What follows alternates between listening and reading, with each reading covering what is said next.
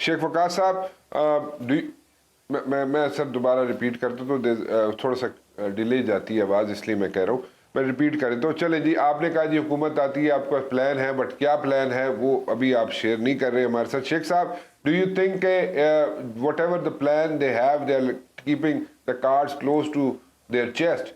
उमर साहब हमारे दोस्त हैं, भाई हैं, और लेकिन डू यू थिंक कि अगर पीटीआई की हुकूमत आती है, पीटीआई वाले हुकूमत बनाते हैं, तो इनके पास कोई तरीकाकार है कि इस इकोनॉमिक क्राइसिस से बाहर निकला जा सके, या दीज आर मियर स्टेटमेंट्स? देखिए, मैं ये देते हैं तो उमर साहब बेहतर समझते हैं, ये उनकी इकोनॉमिक टीम का हिस्सा और उसको लीड भी करते रहे हैं। मैं ये समझता हूँ कि जो भी इकोनॉमिक प्लान पास था पिछले 3.5-4 साल, उसने खातिर खा नतायज नहीं दिए जिसका बज़ाहिर इन्होंने अपनी इलेक्शन कैंपेन के दौरान वादा किया था, और उसकी वजह से एक फिजा भी बन गई थी इस मुल्क में बिल्कुल बाद होने से चंद महीने पहले तक कि पीटीआई के अवामी हालात बहुत खराब थे।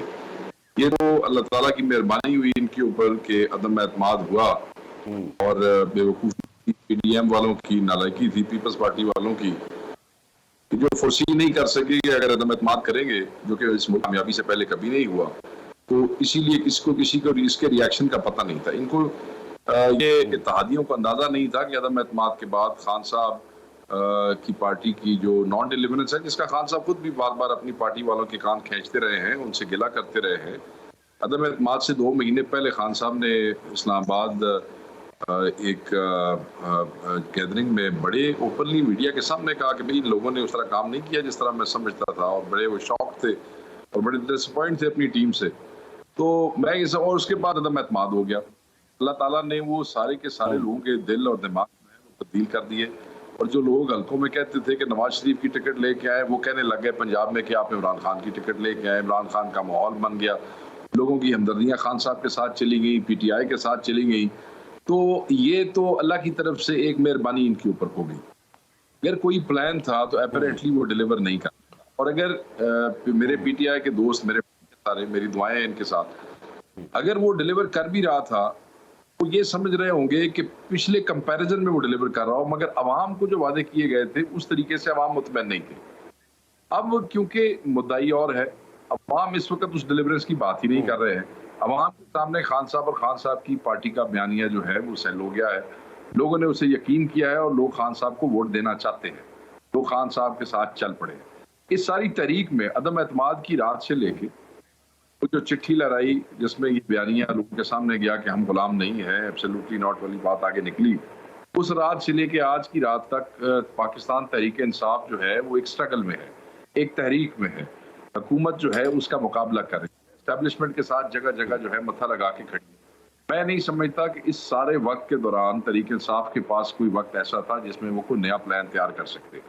अगर तो वो पुराना प्लान है तो मैं अपने सारे भाइयों को कहूंगा, मैं बार बार कह रहा हूँ मेरी दुआएं आपके साथ हैं, इमरान खान के साथ हैं, मगर साथ में तवक्को ये भी रखता हूँ कि वो प्लान जो था जिसको चल रहे थे उसके अवाम से किए हुए वादों के मुताबिक नतायज नहीं थे। और अब इस तहरीक और लड़ाई में जब इतने बड़े बड़े वाकयात हो गए, खान साहब पे एक जानी हमला हो गया, अल्लाह को सेहत दे, और इसमें अगर कोई ये कहे कि हमने कोई नया प्लान बना लिया है, राणा साहब तो नया प्लान किसी के पास नहीं है। हाँ, मगर एक बात उमर भाई की बिल्कुल बेहतर है, बेयकीनी की सूरत हाल, अगर नया इलेक्शन हो जाता है और अवाम ऐसे शख्स को वोट देते हैं जिसको अवाम चाहते हैं, तो इस सारी सिचुएशन में से एक हिजान और एक गैर यकीनी की फिजा कम हो जाएगी। अगर हिजान गैर यकीनी की फिजा कम हो जाती है और लोग एक ऐसे लीडर को चुन लेते हैं जिसको वो लेके आना, तो उस लीडर के लिए हालात जो हैं वो बेहतर करने में आसानी होगी। और अगर हालात बेहतर आसानी से ना कर सकें तो एक राणा साहब काम जरूर होगा कि लोग जिसको चाहते थे और जिसके लिए लड़ के उसको लेके आएंगे, कम से कम वो डिलीवर कर सके, तो कम से कम लोग तो ठहर जाएंगे, फिर कम से कम गिला शिकवा तो नहीं कर सकेंगे किसी से। तो इस सूरत हाल में पॉइंट इज शेख साहब के ये सारे एक्सपेरिमेंट्स ही होते रहेंगे यहाँ पे, नहीं तो अपना राणा साहब एक आदमी को आप बड़े शौक से, बड़ी हिम्मत से, बड़ा मैनूवर करके, इमदाद लेके आप निकाल देते हैं हुकूमत से, अदम एतमाद करके आप आ जाते हैं और आप कख नहीं करते, टका मारी करते हैं आप पिछले 5-6 महीने में। جتنی حالت اس نے خراب کی تھی آپ بالکل ہی اس کا کھانا خراب کر دیتے ہیں، تو جب وہ دوبارہ حکومت میں آئے گا تو آپ اس کو ایکسپیریمنٹ کیسے کہہ سکتے ہیں؟ نہ نکالتے، نہ عدم اعتماد کا شوق پورا کرتے. ایکسپیریمنٹ والی بات اب نہیں ہے. نہیں تو پہلے پھر اس کا کمپیریزن کر لینا آپ شیخ صاحب. وہ ساڑھے تین سال کا پہلے 3.5 سال کی پی ٹی آئی کی حکومت کی کارکردگی وہ سامنے رکھ لیں. اور انہوں نے تو خیر ٹھیک ہے، یہ جو بھی لوگ بیٹھے ہوئے ہیں انہوں نے تو واقعی کوئی ڈیلیور نہیں کیا. یہ پی ڈی ایم والوں نے تو کچھ نہیں ڈیلیور کیا، اس میں تو کوئی شک نہیں ہے، اس میں کوئی آرگومنٹ ہی نہیں ہے. بٹ دا پوائنٹ از کہ آپ دوبارہ وہی چیز وہی ٹیم کے ساتھ اگر خان صاحب آتے ہیں. عمر صاحب ایک کمپیٹنٹ آدمی ہے، عمر صاحب تو اپنا ڈیلیور کر دیں گے، عمر ایوب صاحب کر لیں گے ڈیلیور. دا پوائنٹ از کہ باقی جو ٹیم کے نمائندگان ہیں انہوں نے 3.5 سال میں کیا ڈیلیور کیا، وہ بھی اس پہ تو ذرا بات کریں. اس لیے میں کہہ رہا ہوں کہ ایکسپیریمنٹس ہی کرتے رہیں گے ہم، ایک گیا تو دوسرا تیسرا. میرے سے جواب لے لیں.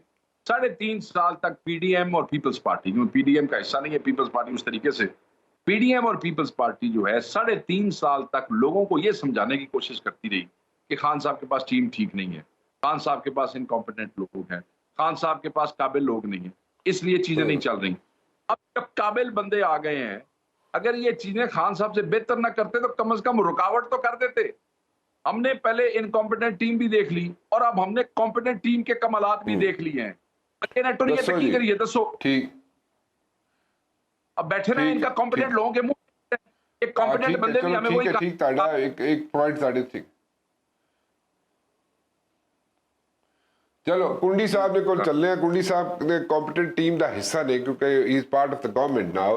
تو لیٹس آسک کنڈی صاحب. کنڈی صاحب آپ کے پاس تجربہ 30-35 سال کا تجربہ، آپ لوگ حکومت بھی کرتے رہے، you know how to govern and کوئی نیا آپ کے لیے کام بھی نہیں ہے، اور آپ لوگ آئے بھی اور گج وج کے آئے ہو تسی لوگ. لیکن دین اگین جب ڈیلیور کرنے کی بات آئی تو آپ لوگ بھی زیرو ہو کے رہ گئے ہو تسی، لیکن تسی بھی ڈیلیور نہیں کر رہے. سو وہ لوگوں کو وہ اچھا لگنا شروع ہو گیا جس کا نام عمران خان ہے، اور آپ لوگ کیونکہ ڈیلیور نہیں کر سکے تو وہ لوگ اس طرف چل پڑے.